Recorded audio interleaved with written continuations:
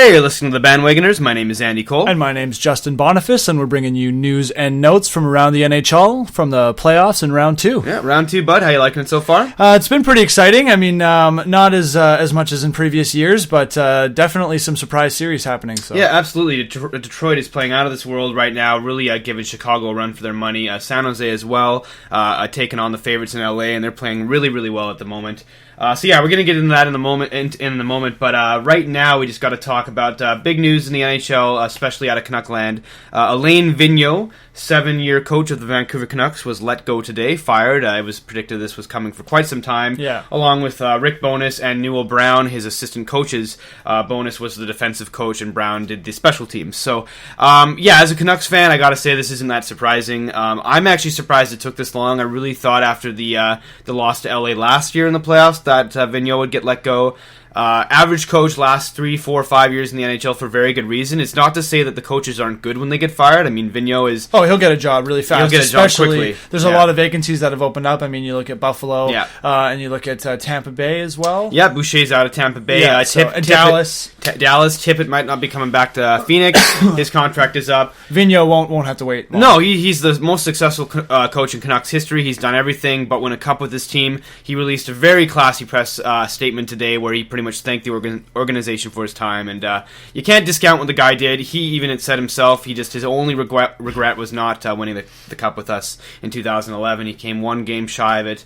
I'm not surprised. I mean, as I said, it really, I think, should have happened last year. It just looked like his message was growing stale. Well, we kind of talked about that as well. I mean, the ownership was so focused on the lockout and getting their teams prepped for this regular season that some teams did opt to make major changes. Yeah. But Vancouver obviously a little shy in that category and decided to go the short season with giving Vigneault another shot. Yeah, sort of last year was kind of a mulligan for him, and they wanted to give him one more shot.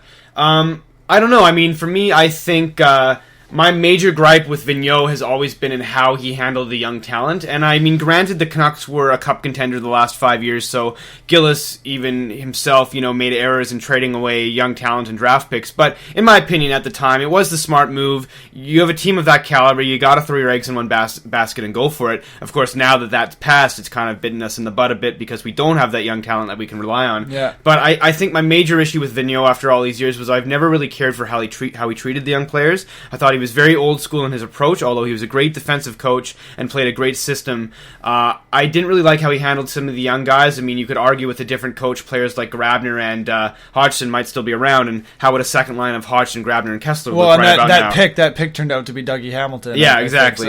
So, I mean, how good would it be to have Grabner and Hodgson on the second line with Kessler, right? So, I mean, it's Vigneault's downfall, I feel, is largely due to the fact of how he handled his talent, his young talent especially. And it's good. It's important for the Canucks. They need a fresh face. They need a new message in the dressing room. Their core is probably going to get shaken up quite a bit in the offseason as it is. I wouldn't expect guys like Ballard, Edler, or even Booth to come back this year. There's even rumors they might try and move Burrows possibly. Wow. So the core will be drastically different, I think, in a good way. It's necessary to bring in some young talent, trade some of your older guys that will give you a good return. It's needed, and I think a new coach will really help them. What candidates do you think Vancouver's currently looking at? Well, there's Guy Boucher out of Tampa is in the works. Dave Tippett, Lindy Ruff, of course, all experienced coaches. I don't like any of them. I would prefer, and this is the heavily rumored favorite right now, which I agree in, Dallas Eakins, who is the longtime coach of the Toronto Marlies. He's been one of the statistically the top AHL coaches in the league for probably 5 or 6 years now. He should have had an NHL coaching job right now. He was offered a few and turned them all down just because he was having such a good time with the Marlies. Wow. He brought them to a couple championships, or finals, I should say. I don't think he actually ever won one with them, but he was largely responsible for building the young core of the Maple Leafs. Nazem Kadri, Cody Franson, Jake Gardner, the young players that are now thriving in Toronto, he was largely responsible for. So he's a much different coach than Vigneault. He's much more offensively minded. He relies more on the young guys than the old guys, which I feel is important in today's NHL. Yeah, he's going to appreciate any young talent that comes his way. And yeah, he's young. I think he's about 38, 39 years old. He's not that far out of the NHL. He stopped playing in the NHL, I think, when he was 33, 34. He was kind of a journeyman player. Now, I was thinking today, based on the New York Rangers Rangers having a bit of a rough go this season, and also not. Now they're in a whole 3-0, and the possibility of Tortorella getting fired. Coming to Vancouver, maybe. Well, is that something you like? Because I actually talked to a couple Canuck fans about it already, and they don't like his message. They don't like his unprofessionalness with the media, and they think he needs to be more upfront. But personally, as a coach and in that dressing room, I do like him. I think he's a motivator. I think he's a short-term victory coach. So I think you would already have to have some pieces in play to make a run is all. Yeah, I wouldn't... I would rather him than maybe a guy like Tippett or Boucher, who are so defensively oriented. I feel would drag the team down. I wouldn't mind... And even if it didn't, that's just boring hockey. It is. I wouldn't mind Tortorella, but I do agree his style of coaching is getting stale. Yeah. And, I mean, he's old lost school. He's lost a lot of respect around the NHL. He's not as sought after as he might think that he is. Well, his attitude in the dressing room is a lot like a Mike Babcock or a Quenneville, but it's just his Babcock, outside of the dressing room where he gets crazy and makes his organization look Babcock commands a lot of respect, though, just because he's such a master chess player. He's such a motivator. He gets so inside the game. I mean, he learned from the best himself in Scotty Bowman, and in my opinion, he's the most similar to Bowman in his coaching style. Quietly successful. Other than McLean, I would say Babcock's the best coach in the NHL, hands down. Other than McLean, maybe. I'm actually, based on how well Babcock is coaching right now and how much he's out coaching even Quenneville, who's a Jack Adams finalist. It makes you surprised that he wasn't a Jack Adams finalist himself, which we'll get to in a moment. But yeah, going back to AV, it's sad to see him go. He was a great coach, but it's very important for the Vancouver Canucks to start over a little bit, regroup, re-energize, get a new message in there. I personally would love if Dallas Eakins came. I really hope that's the guy they go for. The Marlies were just eliminated last night from the playoffs, and now he is available, and the next day, surprise, surprise, AV is let go. So lots of rumors boiling that it was timed just right in order to bring Eakins in. I would love to see that happen. But yeah, it'll be very interesting to see what comes of it in the next few weeks. Gillis had his press conference earlier today. He said it'll probably be another month or so before we really see any major changes, which is fair enough. That's usually most coaches will wait until or GMs, I should say, will wait until the very least until the draft to make any major moves. Yeah, for sure. But yeah, so sucks for AV, but for Canucks fans, lots to look forward to. Yeah, and I mean, he'll have a great career no matter where he goes. Oh, AV's going to get a job, as you said, probably right away. I wouldn't be surprised to see him in Dallas as of next season. Dallas seems like a prime candidate for him.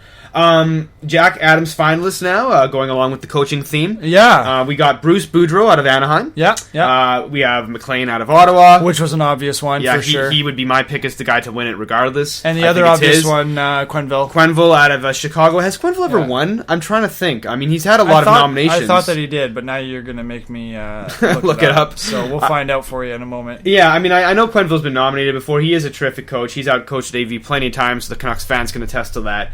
But you, as a Habs fan, got to feel a little slighted. Therrien wasn't named as a finalist. Yeah, well, it's a little bit of a letdown, but realistically, I mean, McLean had such a great season that Therrien would have had to pull off a miracle to win it anyways. But the fact that he was neglected a nomination is a little shocking, going from 15th in the East, third worst in the NHL, to fourth best in the NHL, division leader. So it's kind of crazy that happened. But I mean, I agree with Boudreau because of the turnaround he had the Anaheim Ducks make. But Quenneville, I mean, he's a good coach, but was he really that responsible for how well Chicago played this year? Well, and Boudreau turned around a team that he had already let down in the first half of the season, realistically. So that's the problem with what I think his nomination is. So you feel like Quenneville over Boudreau? Yeah, I feel Quenneville really? over Boudreau. Okay. Yeah, just because even though the Chicago Blackhawks are who they are, Quenneville is a big reason for that. Well, and that start was ridiculous. He is a terrific coach. When you tie an NHL record, you're just there, and especially with the performance that he's pulled out of his third and fourth line. Yeah, I mean, you look at Bickle, Shaw, Steckel, those guys have really turned it up in the last one season. He's getting a lot out of... Well, Saad's a rookie, so he's a new face. But he's getting a lot out of his young talent and his third and his fourth line for sure. Yeah, so but the goaltending too. I mean, at the very beginning of the year on the show, I talked about Chicago's goaltending coach and that how that was going to be part of the reason Crawford was going to be great, and Quenneville has a hand in that. But he's getting a lot of it out of his third and fourth line. The same could be said for Boston's coach. He's getting a lot out of his third and fourth line, and he wasn't nominated either. Yeah, but he wasn't getting what he needed out of his stars. So you're saying because it wasn't across the board, Quenneville has had this success with all Yeah, of his lines. granted, you clearly have to try a little less with Jonathan Toews and Patrick Kane and Marian Hossa than you do with Brad Marchand, and Bergeron's a little bit surprising. Lucic did have a good year. Yeah, but you make a good point. I mean, if you have a start like that, Quenneville needs to be there, just based on that performance. Yeah. I agree with you, though. I'm very surprised Therrien got snubbed. I felt like he definitely should have been nominated. You're kind of convincing me now. I would agree maybe over Boudreau.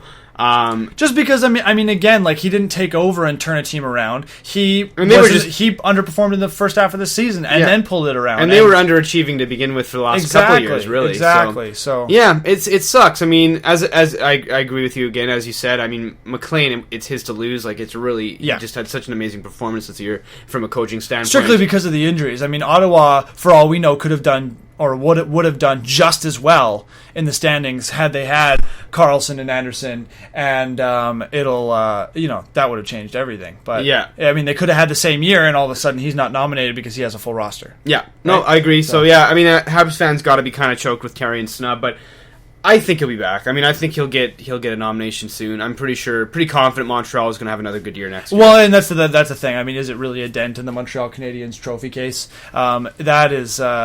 Sorry, we're getting distracted here. Yeah, Sidney Crosby has just roofed a ridiculous backhander under the crossbar to take a 5-2 lead. Yeah, Anderson's not had a good game. Anderson, and now he's pulled. So there he's pulled. This is the one downside of recording in playoff time is that we're watching while we're recording. How can you not? So easy to get distracted. I tried to tell Andy we should just watch the third period, but I mean, we got to get this thing underway. The games are so good that you just gotta you can't help but get distracted a little bit. Yeah. But yeah, so it sucks about Therrien, but McLean, he's winning it regardless. So I guess it's not that big of a deal. We also got Selke finalists that were announced the other day. Bergeron from Boston, Jonathan Toews from Chicago, and Pavel Datsyuk, who I think will win it from Detroit. Yeah, just based on statistics and straight up talent. Well, if you just look at the time, insane. The stat of carry time stat, how long a player's had the puck. I don't think I've ever even seen that stat. Datsuk's had the puck more than anyone in the NHL, consistently every year. Like, you could just make that bet. When he's on the ice, he has the puck, and if he doesn't have the puck, he takes it pretty quickly. Yeah, and I mean that's just his thing. That's how he rolls. He's always been pretty much since he's been in the NHL, without a doubt, the best two-way player in the game. He is so dominant as far as puck possession goes. As great as Toews is, and as underrated as Bergeron is at that very thing, I think Datsyuk once again will win it, and he's won it like 9,000 times. Yeah, so no kidding. Yeah. And a little foreshadowing to next year is right now you could look at... Logan Couture as if there was a playoff Selke, he would be winning it right now, and you could look for that next season because he'll be pumped off. He'll be an up and coming Selke candidate for sure, especially if Datsuk goes back to Russia next year. So he didn't have a crazy season enough to qualify against those three players, but I guarantee you he was in the conversation already. Well, he's making the argument now. Yeah, and he's a young guy. Yeah, they should just change the award to the Pavel Datsuk Trophy until until someone else decides to dominate. Yeah, it for and a while, you could argue the Norris Lidstrom. yeah. You only get to take the Selke from Datsuk if you can outstick handle him. You got to duel him for the trophy on the ice. It's like a showdown. Owned. Before we get into the playoff series, we just got to give a big shout out. Well, Sweden wins the World Championships, the often forgotten about World Championships that happen every year with players during playoff time. During playoff time with players that aren't in the playoffs, they usually go over to play the World Championships. It's not a massively viewed championship. It's not like which is a shame because it actually is good, great hockey. Great hockey. It's not like the Olympics though. It doesn't have that kind of panache to it and that kind of stigma around it. Yeah, not the same as on the line. No, but I mean, it's great hockey. Sweden wins the World Championship this year, largely with the stellar play of the Sedin twins, who just dominated in the power play during this championship, which makes me wonder, guys, where were you in the NHL this year? What is it, the bigger ice surface or what? They were non-existent in the power play for the Canucks this year, and they're just absolutely dominant, in the World Championships. As a Canucks fan, it makes me a bit angry. But we got to give a huge shout out to the Swiss team, who went to the finals against Sweden. They only have 3 active NHLers in the NHL. Yeah, that's crazy. Only one of which, Roman Josi, who is largely considered to be the best defenseman in this championship. Only Roman Josi is considered to be an above-average player. You got Diaz, who's very good and will be very good, and there's one other player on the roster as well, and old NHL goalie Martin Gerber, who's not in the NHL anymore. Awesome. One of the best names to say ever. Yeah. Gerber. See, it's just fun to say. Martin Gerber was the goalie, and he was terrific. But yeah, they only have 3 NHLers on the team. And they're going up against, they beat Russia, they beat Canada, they beat the US twice, they beat Finland, they beat Sweden once in the round robin. Wow. All of which have just, top to bottom, are just NHL. Like, it's just, they're all-star teams. And the Swiss has 3 NHLers. So you got to give a huge shout-out to the Swiss team. It was such an amazing performance by them. They were not expected to do this. This is the best world championship they've ever had for themselves. And makes you wonder what's more to come from Switzerland. You don't really think of them as a hockey nation. No, well, I mean, like, even in the Olympics, though, I mean, you have to think of Mark Streit, who must have been there after the Islanders got eliminated. He decided not to show up. Wow, because he is, or maybe 2 to 3 years ago, was the best Swiss player in the NHL. And he you was have the captain every year. Nito Niederreiter is on the team. He's an up and coming star to be with the Islanders. 19 or 20. Yeah, okay. He's up and coming with the Islanders. A plethora of young talent that they have, and he's one of their guys. So not so surprising. I mean, it is like some small towns in Sweden or Finland where they just happen to produce these wicked hockey players. Yeah. Quickly before we go as well, another story I forgot to mention. Who was his name? Burmistrov out of Winnipeg, one of their hot young stars, up and coming stars. Right? I know he's a centerman. Burmistrov's a centerman for Winnipeg. He, as reported, or it's being reported out of Winnipeg today, he's requested a trade out of the Jets organization. Yeah, he's a big piece of that organization. Just because he feels he's being underutilized, which is, I guess, or because it's minus 40. You don't want to play in Winnipeg. Fair enough. Polar bears nonstop. It's funny because there's so much young talent on that team. It makes you wonder, do you think maybe he wants out just because he feels he's being underutilized? Well, I mean, that's the thing, is he's got to come into the role. Player. I mean, that's true. But he hasn't really developed yet. But I mean, at the same time, I mean, they're not that deep with prospects. I mean, Winnipeg's not an up-and-comer like the Islanders even. Or the Oilers. Or the Oilers, which are, even better than that. But they got Bogosian, Kane, Little. I mean, they have some guys that are, emerging. Yeah, but Little is a little bit Little's older now. I guess he's 26 so it's now. Like you have Kane, and then you have like Bogosian, and I mean, I didn't watch too many Jets games, but I sure as heck heard his name a lot. Like Burmistrov would probably be third on that list. Yeah, so why, requesting a trade, but not because he's being underutilized. I think he's being well utilized, and if he thinks he's going to get a better shot anywhere else in the league, he's going to be mistaken because Winnipeg is one of the teams that has less talent. Yeah, right. I mean, if he goes to a more talented team, he might play less. Oh, you're going to play less. It's just straight up. And you got to earn that ice time as well. Yeah, I hate to bring it up, but he is Russian. So there's that. Well, it could just be a Winnipeg thing then. It could just be about the city, about the cold, about I want to live, and there's some players that are just like that. There's rumors that Kane wanted out of the Jets earlier last year, which obviously ended up not happening with that massive contract signing. Yeah. But rumors for possible reasons. I'm wondering if it's maybe a coaching thing as well, if he just doesn't get along with the coaching staff. But now, with that said, I'm like, okay, now Gillis, you want to get bold. Edler straight up for Burmistrov. Make it happen. Or Burrows for Burmistrov. He's available. I mean, we need a second-line center. Burmistrov's a second-line center. Yeah. You put him on the wing with Kessler. He's a playmaking center. He's projected to be a top 3 in the NHL. Burmistrov, if he develops into that kind of player, could be a star in this league. I mean, that's the kind of bold move that I think Gillis needs to make. If Burmistrov's available, man, I say you make a run for him. Yeah, that's wicked. Because players of that caliber... There's going to be a lot of teams gunning for him, though. Every team really will want his talents. But when you put Edler up or Burrows up for that trade, there's not a lot of teams that can offer that. So that's true. Exactly. All right, playoff time. Okay. San Jose versus Los Angeles, currently at a 2-2 tie. Which is incredible. I mean, San Jose, we talked about in the first round that based on the fact that they swept the Vancouver Canucks, that this could be the kickoff to a year run like the LA Kings had. And now they're up against the Stanley Cup champions, and they're showing them that they can play some hockey. So, as we predicted, it's really been a home-and-home series. Yes, yeah. Like, both teams have been feeding off their home ice, which makes you wonder if LA's got that advantage there with the final game. But you said LA in 7. I said LA in 6. Right now, it looks like San Jose could take it. I mean, they are really playing with a lot of confidence. LA looks a little defeated at the moment. I mean, granted, it has been home and home, so tomorrow back in Los Angeles, it could be a completely different game. It's going to be a big night tomorrow. Couture, once again, has just been stellar. I think the best game I've ever seen Joe Thornton play was last night. Yeah, he was absolutely I've seen some articles to that effect as well today. Thornton's been stellar.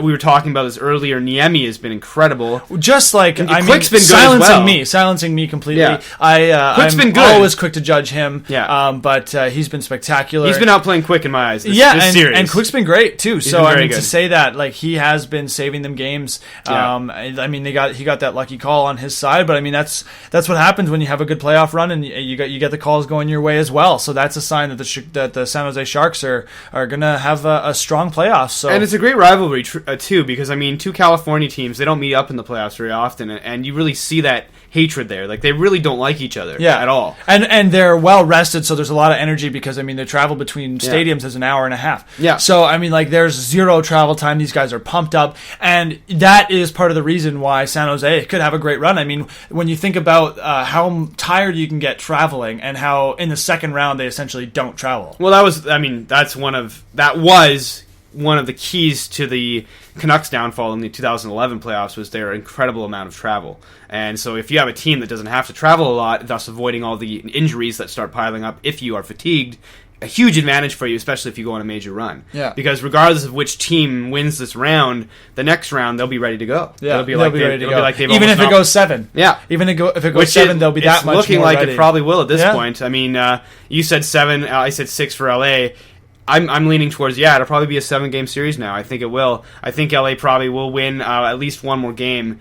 But I'm starting to wonder now. I think San Jose might be able to take this one, which is surprising because LA has been laying the body on them. And San Jose has been taking it, but they haven't really been as physical. Yeah. But it hasn't really mattered, it seemed. Well, it's a lot to do with Logan Couture, and like you have to really take a look at how he energizes his line and his defensemen. And he's been the best player of that series. He's been the best player of the series, and the majority of it is hitting and shot blocking. Yeah. I mean, like we said earlier about him being a Selke finalist for years to come, he blocked 2 shots. On the second one, he hurt himself, went to the dressing room, came back, scored a goal, and then blocked 2 more shots. One of which I've seen some goalies miss. Like he threw out his glove like he was making a glove save. The glove save. And, that was great. And I've seen lots of NHL goalies miss that opportunity. Yeah. So it's pretty incredible to see that Couture's he's actually just, a really good goalie as yeah, well. right? I was thinking that as I watched that. I was like, they could just start him if Niemi's injured.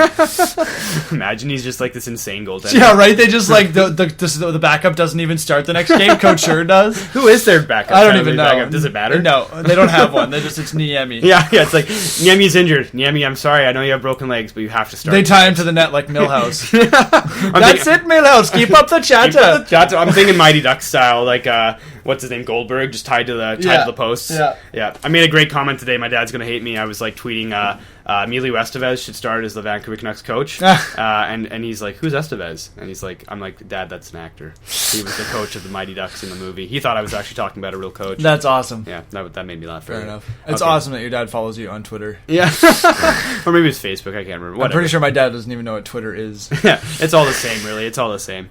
But yeah, I mean, it's been a really, really entertaining series. LA is fuming today, though, because of the non-call last night. A lot of players on the team are not, though. I mean, I did watch a lot of player But that was interviews. a goal. That was a goal. For those that don't know what we're talking about, although you probably do, Dustin Pancakes Penner tipped a puck into the net, but the play was blown down as the puck was going into the net. So it was a 5-hole shot. It kind of just squeaks through Niemi's pads. Maybe a second or so of him holding it, but not enough for the play to be blown down. It was a clear goal. It was a nice tip through the 5-hole. For whatever reason, the ref just assumed Niemi had stopped it and held onto it, and he blew the whistle right away. There wasn't even a 2-second delay like there's supposed to be. Yeah. And that was a goal. Yeah. It probably wouldn't have turned the game around. San Jose probably still would have won, but still, if you're LA right now, I mean, say you're Montreal, how do you feel about that, right? Well, yeah, of course. Like, you're gonna, well, as we saw already, like, I got super irate about it, the same call, but the bottom line is you gotta come out for 60 minutes, you gotta come out for so four wins. It probably wouldn't have made a difference in this scenario, but at the same time, that can easily change a game. The momentum goes to LA, all of a sudden they pump another one in the net, and it's their win. Yeah. So, a 3-1 series for them, and we're completely different. But the benefit, is, in opposed to the Montreal scenario, is they're tied 2-2. They're not in a whole 3-1. Yeah. The fact that the call didn't go their way doesn't put them in jeopardy of losing at this point, and they're a much stronger team and much lower on injuries, so they can still go for the jugular on San Jose. All they have to do is take... They don't even have to take one in San Jose if they don't want to. I don't feel LA's been playing 100% either. Like, they've been playing well, but I definitely feel like San Jose has been playing their A game, and LA's kind of been sleeping a little bit at times. Yeah. But so, I mean, like, you can't keep doing that. I mean, we talked about how Chicago was in practice mode, and it seems to be costing them against the Red Wings. So yeah, that's going to be the next series we'll talk about right now. In my eyes, this so far has been the most entertaining series. Chicago-Detroit has been legendary. Been excellent. I mean, and we kind of called that, I mean, you have to with those two teams Original going head-to-head. Yeah, it's this classic matchup. How many times have these two teams played Now the each other in difference their is history? we called Chicago in 5 or 4. You said 5, I said 6. There you go. So 6 has a shot right now, 5 not. I'm thinking 7 now, though. Yeah, it's the way gonna be Detroit's tight. playing. And Quenneville, Detroit could do it. Detroit could do it faster than 7 at this stage. I mean, because they have an opportunity to strike. Tomorrow's game is vital. Quenneville's being outcoached by Babcock right now. Yeah. Quenneville's getting rattled, which in a way I haven't seen him in a while. He actually snapped at Crawford on the bench the other night. Not Crawford's fault at all. It's just he was pulled for an extra man, and then Detroit or Chicago gets a really bad penalty, which was their fault. And Quenneville just loses it on Crawford and sends him back the net, and Crawford's just sort of looking like, what did I do? Like, it wasn't his fault at all. But Quenneville's really starting to look rattled right now. I think Chicago is as well. I think they thought they would have an easier time with Detroit, which is funny because it's Detroit, and you can't ever expect that of any team in the playoffs. No, especially Detroit. Yeah. Like, they're like the anti-San Jose. Like, they win nonstop. That's all Detroit has ever done is win. It's going to have to be up to Jonathan Toews. I mean, this is where a captain He's been comes invisible. into play. And if your coach is not picking up the pieces for you, if he's rattled, as a captain, that's your job. But where's Toews? What's he doing? Exactly. He's not there right now. No. He's checked out. And, I mean, Kane is trying to do all the work himself. I mean, Hosa's had some great runs, but he's good. old. Sharp's been consistent, but no one is stepping up. I mean, it's that third line. It's that third line that's playing the hockey for them, and they can't do that for a whole series. Yeah, and Crawford's been average. I mean, he hasn't been terrible, but he's getting severely outplayed by Howard. Oh, Howard is legendary. Has been for both spectacular. rounds. Yeah, he's been great. Once again, Detroit's goaltending in the playoffs just always seems to rise to the occasion. It was like the same way with Osgood all those years. Yeah. Like, No matter Osgood who it had is. these, average seasons. Dominic and Hasek as well. then all of a sudden in the playoffs, he's just like lights out. And Howard's been playing so stellar, really earning that contract extension he got this year. And you gotta give it to Datsuk and Zetterberg as well, who've been Detroit's two best players have been their two best players. Like they are leading the charge. And you need that to win series, that to win snipe cups. Datsuk had, that snipe on top corner, just quick release out you of can nowhere. bank on them getting a point or two a night. Datsuk makes these amazing plays. Like, I know it always feels like we're talking, it's always like the Datsuk and Crosby show, like we just love these guys, but you just gotta watch Datsuk play. Focus on him. Just watch a game and focus on Datsuk anytime he's on the ice. He makes something out of nothing on every shift. That goal that he scored, which ended up being the game winner, it was a nothing play. Like, it was just a chip in, he was clearing it, and he was like, screw it, I'm just gonna take a quick wind-up and, see what happens. But a Datsuk wind-up, top shelf, right over the shoulder of Crawford, who had perfect position on him. Yeah. It looks like he was ready to make the save. Yeah, Even Crawford, so embarrassing. even Crawford looked surprised because it's just like not many players can make that shot. And it was in and out of the net as well, which was hilarious. It went right back out of the net, hit the crossbar, that game was a shooting gallery too. I mean, the Nystrom goal was spectacular. Oh, Nystrom. That's another thing with Detroit as well. We always say this. Detroit, their scouts should be their best players. Like, that's almost like how it is. Detroit just knows how to pick these players out of nowhere. And you guys got guys like Miller, Abdelkader, Brunner's playing really well, and Nystrom comes out of nowhere. This kid is just turned into a star overnight. In the playoffs, Abdelkader, Brunner, and Nystrom all have highlight reel goals. All have more points than Jonathan Toews. That's ridiculous. That's hilarious? Ridiculous. But I mean, like, the fact that they make it look good, all of them make it look good. Like, Abdelkader scored that breakaway goal. I think it was this series or maybe late in the last one where he crashed into the end boards after. That was the last series, yeah. And Nystrom scored two games ago where he just deked out he split the D. Well, split the D outweighted the second D. The second D man was Seabrook, though. You don't just like beat Seabrook every day. Yeah, so you're just like gone, and then Crawford just like, now, like, made 3 moves, and Nystrom was like, no, I'm just gonna wait for you to be completely down and out. His jockstrap was on the ceiling. Yeah, and then just barrels it into the back of the net from a sharp angle. And Keith was just looking at it like, are you kidding me? Like, Nystrom he splits the D, and we gotta reiterate, he splits the D of probably the best defensive pairing in the NHL. Keith and Seabrook are two of the best Ds in the world. Yeah. And Nystrom just walks through them. Well, and the worst part is I mean, when you talk about being a Blackhawk, I could name this season 9 players on their roster that can pull moves like that, and 3 or 4 of them that should be doing it pretty much night in and night out. Yeah. Like, where's Jonathan Toews? Patrick Kane's playing well, but he's got no support, so, he's obviously... You gotta be able to deke out the team on your own once in a while when you're his caliber, though.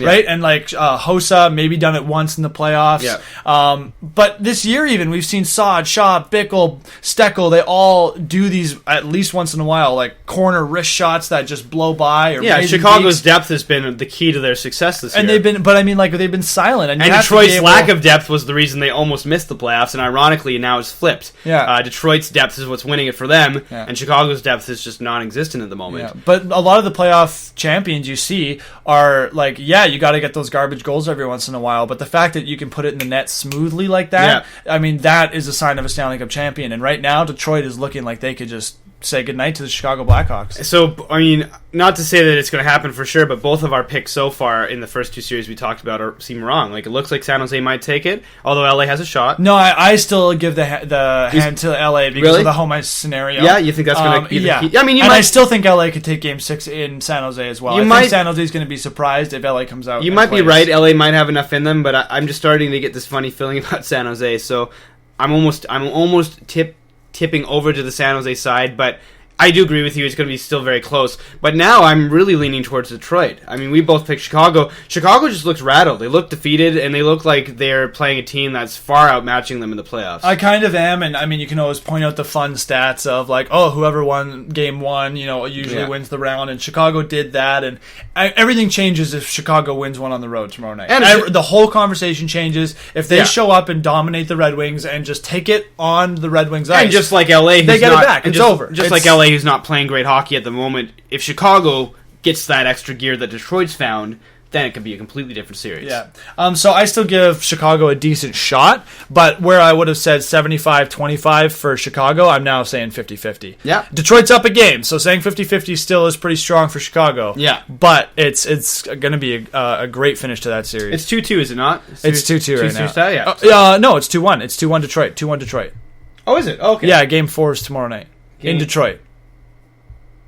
Yeah, you're right. Sorry. Yeah. I wrote 2-2 for some reason. Yeah, so Detroit has that extra game right now. So yeah, Chicago, they have to win tomorrow. Yeah. They got to win that game. That changes the whole series. If it goes 3-1 Detroit, they're in a lot of trouble. Yeah, they're in a lot of trouble. Speaking of a lot of trouble, the third series, which, funnily enough, again, this has happened. I picked this as the series to watch, and it's probably been the dullest of the four. I mean, if you want drama and stories, not so much. Yeah, it's got some storylines, but in terms of the hockey, the caliber of hockey, Boston, New York, 3-0 series lead. The Boston Bruins have over the Rangers. Well, and last night's is just such a heartbreaker, especially for Lundqvist. I mean, if you see the Paille goal, it bounces off Lundqvist's helmet, hits the red line, takes a funky bounce out to the left, and Paille just takes a whack at it. It's like the Bieksa goal that ended the San Jose series. Nobody knows where it is except Paille. Yeah, and he takes like a golf shot at it.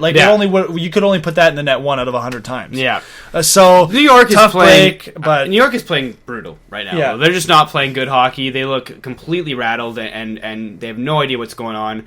Lundqvist is the only highlight so far for the Rangers. Lundqvist has been amazing, but the rest of the Rangers look just brutal. And I mean, I have a funny feeling this will be the end of Tortorella's tenure with the Rangers. As we were saying earlier, I just don't see. I'm pretty confident to say that Boston's going to sweep the series. I don't think the Rangers even have one win in them. And it's funny because you said it in the first round, based on how poor both Washington and the Rangers played. Whoever won that series, it wouldn't even matter because neither team looked good enough to go up against their second round opponent. Yeah. And you're totally correct in that. I mean, the Rangers don't look like they're even in the same league as the Boston Bruins right now, who have so much depth. Boston is not unlike Detroit in terms of just how deep they are and how well they've been utilizing their lines. I mean, they've been rolling 4 lines consistently, and all 4 lines are scoring. Yeah, very true. And scoring well. The funny thing is that a couple years ago, if you'll remember, the Philadelphia Flyers were down 3-0 to the Boston Bruins. Yep. They came back and they did it, and not only that, but on the New York Rangers, one of 3 teams ever to do that. One of 3 teams to ever do it in history, and the first one in the modern NHL to do it. Yes. And 2 players on the New York Rangers were on that team, Darryl Powell and Aaron Asham, and they're looking to find the chink in the armor. They're trying to pump up the dressing room, look, it's possible, and it's possible against this team. Not only against this team, but this team with 85% of the players that were there. So you're saying the Rangers are going to win 7? You heard it here first, folks. Justin Boniface, the Rangers in 7. All I'm saying is I did call them in 7. And the Boston Bruins have been the only team to fall. So I gotta stay as strong as I can for the Rangers. You put money on that? No. Hell no. Are you kidding me? You wouldn't bet me dinner? It's like 99-1. So really, you don't feel like they?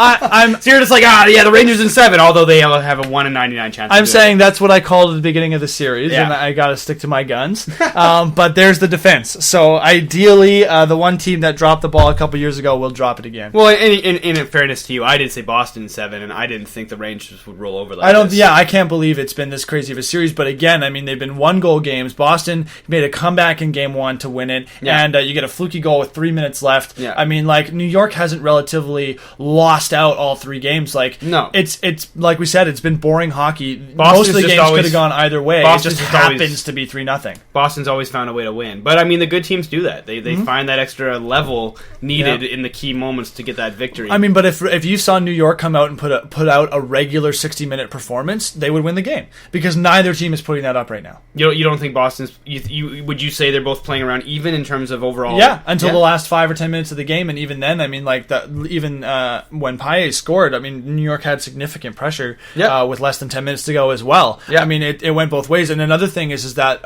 like if New York gets this power play clicking, which has been just a failure so far. Yeah, they'll get it. I mean, like I don't know if you saw the clip from NBC, but Pierre Maguire like just yelling into the microphone about like you can't do that. You just can't do that. Yeah. Like, and what he's talking about is they're just throwing the puck deep in the zone on the power play, and they send one attacker in, they send Callahan in, and he's outnumbered 3-1 on the forecheck, and they just get it out of the zone. Have you been watching Maguire try and interview Tortorella on the bench? No. It's been classic stuff. Oh, like they don't like each other. They're gonna at make all. a YouTube series out They of it. don't like each other but at all. NBC just keeps pushing them up because there, it's right? so fun. It's so hilarious, and he's just sort of rolling with it now. He just doesn't really care at this point. Like he'll do the interview, and he'll be like, "So who do you think? What do you think is the reason your power play is not doing well?" And Tortorella just sort of looks at him and goes, "Well, I'm not going to tell you." He's like, "Okay, thanks a lot," and he leaves. Then he comes back like 20 minutes later. So how do you think you're going to play this fourth line? He's like, "Well, I could tell you, but I'm probably not going to do that either." That's He's like, "All right, awesome. thanks a lot, Pierre Maguire for TSN or NBC." That's fantastic. Yeah, so I mean, they really have this, and I'm almost wondering if it's in jest. I don't know if they actually hate each other, but they definitely have this.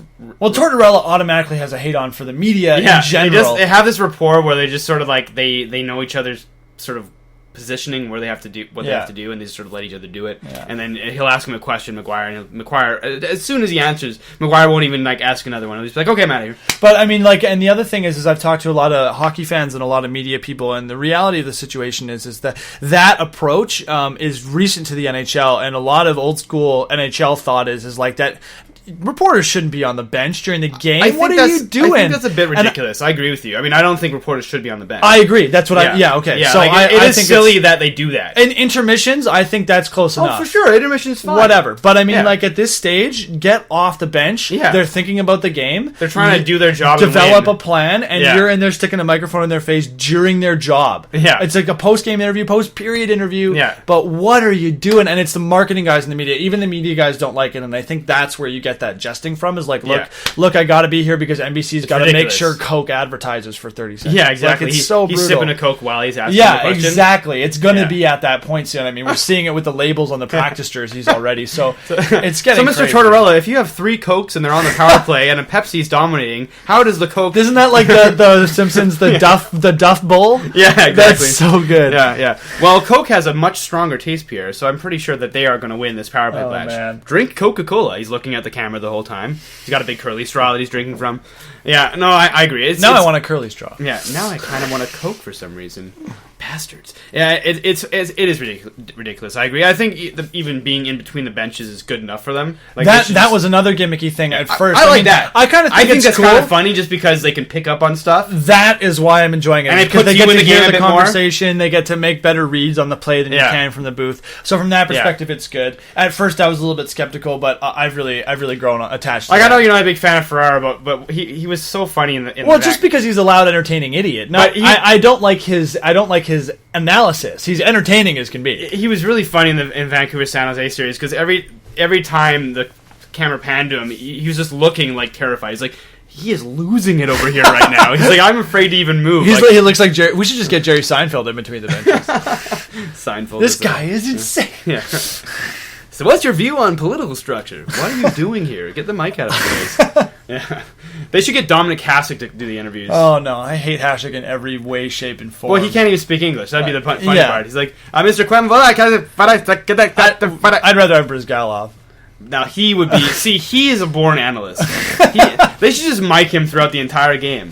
Whatever happened to miking players? You don't hear that anymore. That was so fun. Well, they tried that. There's just way too much swearing. Yeah, but they did. They got clips. Yeah, but the stuff they say on the ice, man, you can't repeat that. Like it's bad. I mean, it's borderline like racist and like pretty sexist stuff. Yeah. It's NHL players are known throughout the world as some of the foulest of the bunch of sports. So I mean, next to maybe. But I mean, I guess I'm like. I think we maybe joked about that before, like an adult-rated NHL where they just hear it all. Well, no, I would be into that. I'm like, because like that's part of my culture. Like I'm playing with my buddies on the street. I'm telling them all kinds of stuff I can't say right now. If HBO 24/7 decides to open up a hockey network and have the entire game mic'd as it's going on, no broadcasters, just the entire game. Oh my god! If they did that, like that would be the best hockey. It would be, and I think it'd be very successful. Best hockey. I would subscribe to that. For sure. That'd be incredible. No. And their intermissions would be like 24/7 level quality. Yeah. Like HBO, if you're listening, you can steal my idea. Please make a hockey network and broadcast all the games. And you can charge twice as much as NHL Game Center. I would pay $20 a month, no problem for that. Yeah, easy. I would be happy to do that. Not that I want you to make it that expensive, HBO, but I would pay up to that. Include us. And not a penny more! We'll help you. Patent it with our idea. We'll help you out. Yeah. You just give us like a percentage or something like that. put me through school, HBO. Even 0.2%. Yeah. Like, we're good. Yeah, exactly. Sweet royalty. So I guess you have a different thought than on this series, because I'm feeling that Boston, New York has been all Boston, but you're saying that New York has been playing pretty even with them? I think it's Boston has definitely been playing better, but they've been playing the full 60 minutes. Lundqvist has been better than Rask, in my opinion. Yep. It's been close enough that I would say at least one game could have gone to the Rangers, if not two, and it just hasn't been that way. It's definitely been a boring series. If anybody can lose up 3-0, it clearly was and could be the Boston Bruins. So that's why I hold a little shred of hope. And as a Habs fan, I have to hope, because I mean, I would have to hope as well. We both have to hope. We're both cheering for the Rangers. But I mean, watching the Toronto Maple Leafs get humiliated like that was so like, you have no idea how much better I felt about the Habs. And our Toronto listener base has tuned out. Just see you later. and the same goes for the Boston Bruins. Rob, I hope you're listening. Because like, to see them be up 3-0 and get shattered 4-0 means like meh. Like I don't care. We lost in 5 games with 6 injuries, 7 if you include Subban's inflated ego. So I mean, like, it's just Yeah. Oh, no, for sure. Okay, well, yeah, so that's that series. One more to go, which actually the 4th game just ended.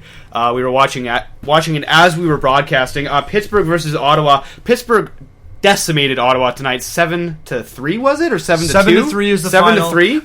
Ottawa did get their 3rd goal quite late, but it was 3-2, 4-2, and then they just ran away to 7-2. Pittsburgh's up 3-1 on the series, and it's funny because I watched the first 2 periods, and then we started broadcasting. Those first 2 periods, I thought Ottawa was the better team. It was a good game. Anderson was probably the weakest player on the ice for the Ottawa Senators, and that proved to be the downfall. And he has been a couple games now, which is surprising, because I mean, he's been their best player all year. Which really frustrates me. I mean, because we talk about the Montreal Canadiens series and how I believe like Price had as many good games as Anderson did, and I mean, I'm gonna keep going back to that series over and over again because my heart is clearly broken. But in any case, Anderson just hasn't stepped up for really a single game. Hasn't stolen it for them. I think that they got a jump from Spezza in the game that they won. He's been spectacular at times. At times, there's glimpses, but I mean, like, you can't just make a save or two a game, but not a whole skate. Yeah, not a whole 60 minutes. It can't be that. And like tonight, for example, Anderson in the first period was brilliant. And I mean, he could have played worse against Montreal, and we probably still would have lost. But in this scenario, like, you're against the Pittsburgh Penguins. Yeah. It's a game or you're going home. Crosby just absolutely took him to school tonight. Yeah. I mean, mind you, that backhander, I can't see many goalies stopping that shot, even with a clean look. So no, Crosby is just lights out. Like, he's just playing so well right now. Malkin, Neal, Pittsburgh Penguins in general are playing great. Ottawa, I mean, for a little while, and not to say they can't do it, Ottawa was kind of looking like the Islanders, the pesky Sens they call them, just because they were really giving Pittsburgh a run for their money for a little while. Like, many of the games, Pittsburgh wasn't that much better than the Sens. They were marginally better, but the Sens have been playing great hockey, incredible at times, and I still think that they could probably get another win out of this. But we both picked. We both had Pittsburgh 5, 6. 6. We both picked Pittsburgh in 6, which I feel is pretty accurate. I think, as I said, Ottawa could take one more game. They might win the next one, but Pittsburgh, they're just too deep. Like, the main reason Ottawa won that first game was Pittsburgh just didn't play well. Well, that was game 4, right? So now we're headed back to the Pittsburgh I can't remember the name of the I was going to say it. In any case, we're headed back to Pittsburgh now, and they're up 3-1,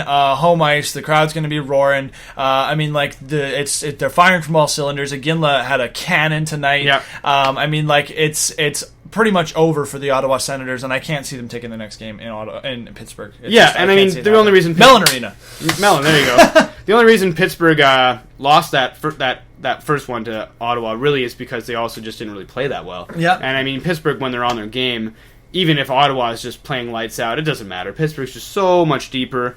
Ottawa might still have that storybook in them, but I mean, realistically, as we both said, I'll give you this statistic. You want me to put money somewhere? I would give the New York Rangers a better shot of coming back than the Ottawa Senators. And winning the series, you mean? Yeah, 3-0 and 3-1 in this scenario. Like Ottawa. I agree with that, just because the Rangers and the Bruins are more evenly matched. Yeah, and whereas Ottawa, if they they're not going to win, if they get the Pittsburgh Penguins that they saw tonight, who are just playing on all cylinders, there's nothing they'll be able to do. It's over. They just don't have that depth. Alfredson played absolutely stellar tonight. He's been great all playoffs. He's been playing out of this world, considering how old he is. But that's the thing. You can compare him to Iginla. Turris has a higher face-off percentage other than tonight than Crosby, which is unreal. Turris has been dominating Crosby in the face-off circle. So Ottawa is not without merit. Like, they've definitely had some good players step up. But yeah, overall, full 60 minutes, Pittsburgh's been the better team. Yeah. And it might even end in 5.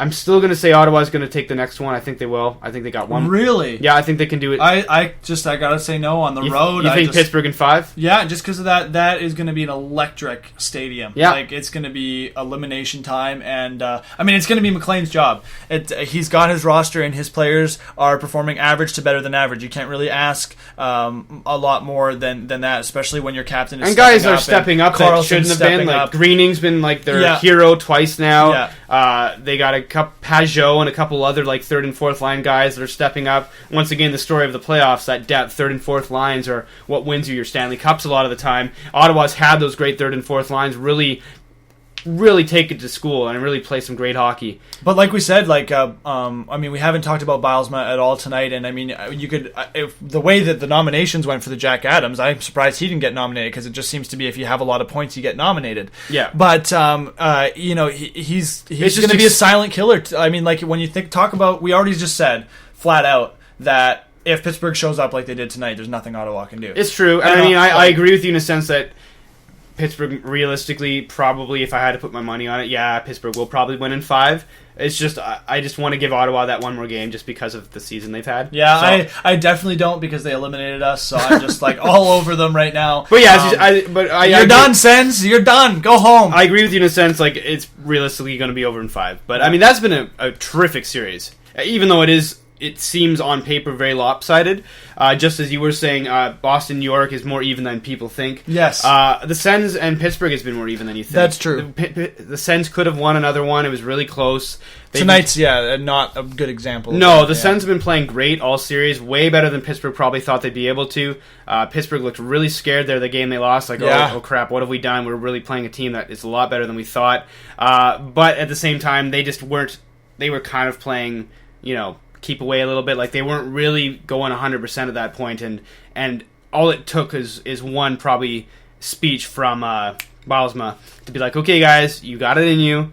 It's time to step it up. Playoffs are here. Like, it's time to really put on your A game. Crosby led by example and just took them to town. That's the thing. Crosby could beat most of these teams single-handedly. So realistically, he's so good. It's just scary. I mean, like, you got a goal and assist tonight. Funnily enough, was -1, but bizarre. I know, right? Kind of weird. But in any case, he's on night in, night out a contributor. It's going to be them in the finals. Really, no question. I mean, like I said, I'm calling New York over and over again because I did at the beginning. Do you think either the Rangers or the Bruins could give Pittsburgh trouble? I think the Bruins have a better shot against the Penguins, but just because of their depth. But I don't think it matters. The Penguins are too good, and if they get to the semifinals, they're not going to let anybody turn them down. It's going to be if they lose, it's going to be whoever comes out of the West smoking hot. Yeah, for sure. Awesome, man. Well, anything else you want to talk about before we call her a night? That was it. I'm happy we got to an actual lengthy show with just playoff talk, but dissecting these series actually got to be more interesting than we thought. I think I would say they've been more entertaining overall than the first round. Yeah, I mean, the matchups have just been also excellent. I mean, like I said, I was talking about it earlier. Like, I mean, it sucks we don't have visual aids for this kind of thing, because for me the best part has been these amazing goals we saw, especially in the Detroit-Chicago series, like the Nystrom goal. Yeah. Please look at those highlights. Like that is playoff hockey at its finest. I'd like to think a lot of the goals. Most people listening to this show are probably watching the playoffs. No, obviously. And if you aren't, shame on you. Yeah, but I mean, you miss things here and there, and sometimes, you know, like especially because the Nystrom thing was now 3 nights ago or whatever. Yeah. Like, you know, you can't really miss a single moment because. And you got some of those stupid like noon games on the weekend. Like, what's with that? Exactly, you know? right? I mean, I guess the lockout is a lot of blame for that because the stadiums were booked in advance and stuff. But still, like if you're on the West Coast, a lot of the time you do get shafted on the weekend, especially Sundays. You're like a game at noon. There was a game at like 10. Well, the other way around. I mean, 10 in the morning. The East Coast. I mean, those games start at 10 or 10:30. Yeah, it's true. Right, so they're not seeing San Jose, LA, and our station is based out of Montreal. That's why so many players in the West get overlooked by the Eastern media because it's too late for them. So there you go. Obviously, if our audience is in the East, then they're watching this series. But watch LA, San Jose, and especially watch Detroit, Chicago. Yeah, catch those highlights. Logan Couture has been, I would say, like Messier in '94, almost like he could. He's been. He dominant. could just do it for them, and he's been dominant. You know, San Jose wins their first cup ever. I mean, you look at him. You got to look at him for Conn Smythe. I would totally agree with you. My name is Andy Cole. And my name's Justin Boniface. Thanks for listening, guys. Have a good night.